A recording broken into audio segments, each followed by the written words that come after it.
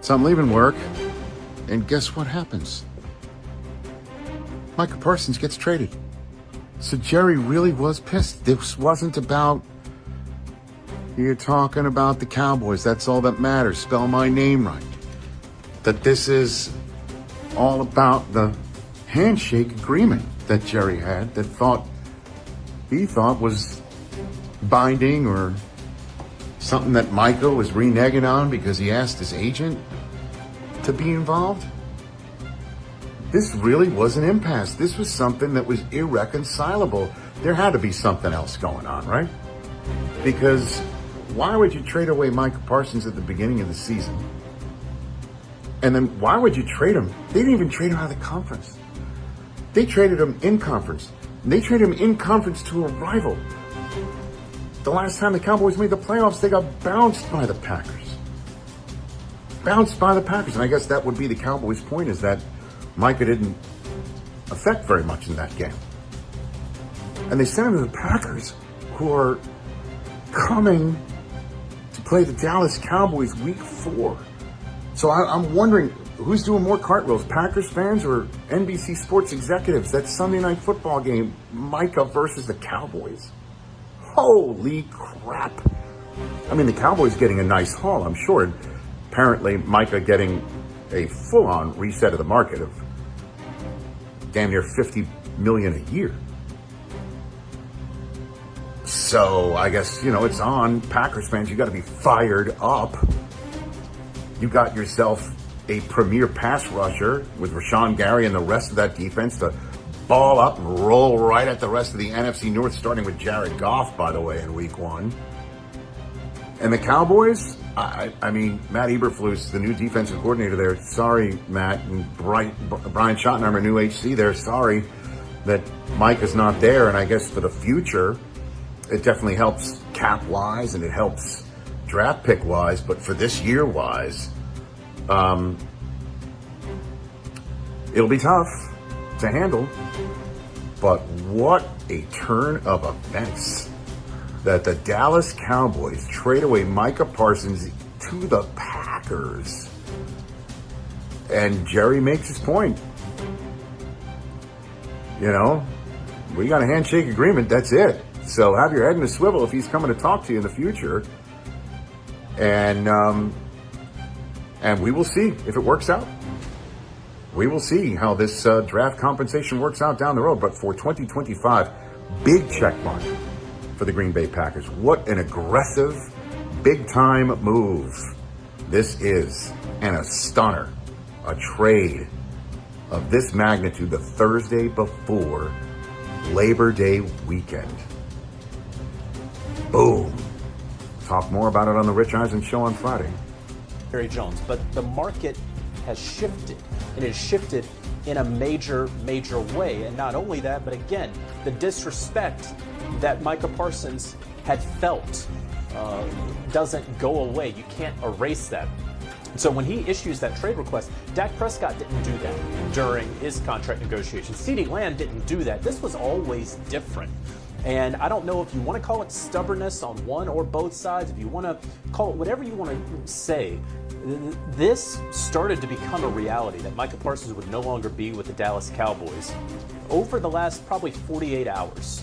And so now we have this major deal where the Green Bay Packers, they have a history of getting big-time pass rushers, right? You go back to Ron Wolf when he was able to secure the services of Reggie White at the dawn of free agency in the 90s. You go back to Ted Thompson when, after Julius Peppers had put together an all-decades playing career with the Carolina Panthers and Chicago Bears, he gets Peppers to go to Green Bay as a free agent. And now Brian Gutekunst, the GM of the Packers, gets Micah Parsons in a major deal that includes 2 first-round picks and the largest contract that has ever gone out to any non-quarterback in NFL history. Not just that, but the largest contract that's gone out to who's not like one of a dozen people in the world ever. This is as big as it gets for the NFL. Guys, I'm with Amanda Guerra. She does have a question here with this big news with Micah Parsons leaving Dallas. Yeah, I specifically want to ask because JJ and Pete, I mean, they're so vocal. And guys, I got to know about the fallout for Jerry Jones and all of this, I mean, immediately people are thinking, okay, Dallas has now lost Luka Doncic and Micah Parsons in the same year. We already saw people showing up, at Cowboys practice with a sign. Now the fan was escorted out that said fire the GM. We saw that fallout when it came to the Mavs. I mean, and they're telling us right now on our Slack channel for people watching this live on YouTube that Jerry Jones slander is dominating the chat right now. Pete, I'll start with you. I mean, from the fan perspective, specifically, what is going to be the fallout for Jerry Jones with all of this? Nothing. He owns the football team. There's no fallout. I mean, unless somebody takes the team. But from the fans' perspective, I mean, do you think we're going to start seeing more and more fans showing up and being pissed off at Jerry Jones at the games? I mean, if they're already showing up at practice with signs saying fire the GM, you got to think it's about to start trickling over more. Yeah, and you know what? They can have a complete, take the whole stadium over and have a protest. It's not going to matter, in large part because he owns the team. Until he sells the team, none of this changes. And you know what?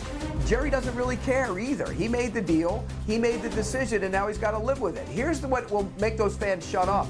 Much like in Dallas with the Mavericks, when they, they're going to be pretty darn good next year. You know what'll make them shut up? If Dak Prescott goes out and beats the Eagles next Thursday, if Dak Prescott throws for 4,800 yards and 40 touchdowns and they're winning the division, that'll make those fans shut up. But for right now, Jerry Jones doesn't care what those fans say. The only thing that matters to Jerry Jones is trying to win, and this is not a decision, by the way, that I think is actually moving in that direction, and making money. And he does a great job of making money, and now he's got to do a better job of getting this team to win. When they're just and I would documenting. say, Go ahead, JJ. Right. Well, and I would also say, and I completely agree with what Pete just said. First of all, let's take the last thing Pete said first. The Dallas Cowboys, when they face the Philadelphia Eagles next week, they are a worse team next week without Micah Parsons than if they had Micah Parsons, right? Kenny Clark is a very nice player. He is not Micah Parsons. Micah Parsons is a guy, he is in that TJ Watt, he is in that Myles Garrett. In some respects, he's in that echelon where when you have the Dallas Cowboys on Sunday, well, that Monday, you're already game planning around Micah Parsons. You're not doing that for a Kenny Clark. Now, eventually, when you can ultimately use those 2 first-round picks, and the Green Bay Packers hope that they're sending picks number 31 or 32 to the Dallas Cowboys over the next couple of years, that can effectively equal a Micah Parsons. You didn't pay him $47 million per year, and you got these players. That's going to take some time. I will also say that Jerry Jones has a team that just came out with a valuation. I think Forbes had it around $13 billion. If this team were to ever go to sale, and they won't, but if they were, it would sell for more than that, right? It is almost like the Mona Lisa of sports. You can't really put a price on it because it will never sell. And so I don't think that the fan fallout is going to matter. And I think Pete really hit the nail on the head that ultimately, if Dak Prescott has another MVP-like season, like he had a couple of years ago when he was in the top 3 of MVP voting, if the Dallas Cowboys can finally break through and make it back to the NFC Conference title game for the first time in a quarter century, then folks will say, wow, that was a crazy summer with Micah. Wonder what could have been, but it's okay, we're back there. But they just are not as good, and I don't think their odds will be as good of getting back there without Micah Parsons. Yeah, JJ, I didn't mean to get you in there, but to cover you there, I just was saying there was a documentary about the good old days, and maybe they'll have a new one given all the Micah Parsons drama that we've seen. Pete, there's one thing, I don't know if you tackled it, what JJ was sort of elaborating in terms of how incrementally the records were happening at 40 and change, in 40 and 41, that is. What does it tell you that Micah Parsons got 47, which is well clear of the previous record? Well, it tells you that he's an elite pass rusher in the prime of his career. You look at some of them other pass rushers, those guys are 30, 31. They're not 26. 26 is the target age. I remember that being told to me a long time ago covering this league. Whenever you want to go get a player, get a free agent, look at age 26. That's when he's at his prime. The other guys, they're past their prime, and they still got good deals, but that's why he got the big deal. By the way, the Green Bay Packers were the youngest team in the league last year, the youngest team in the league. Those guys all played a lot of football last year, and the one-year guys are now in their second year. The second-year guys are now in their third, and now you add a 26-year-old elite pass rusher. I'll tell you what, Green Bay, they got to be thrilled today. Pete, who's number 1 in your power rankings? Well,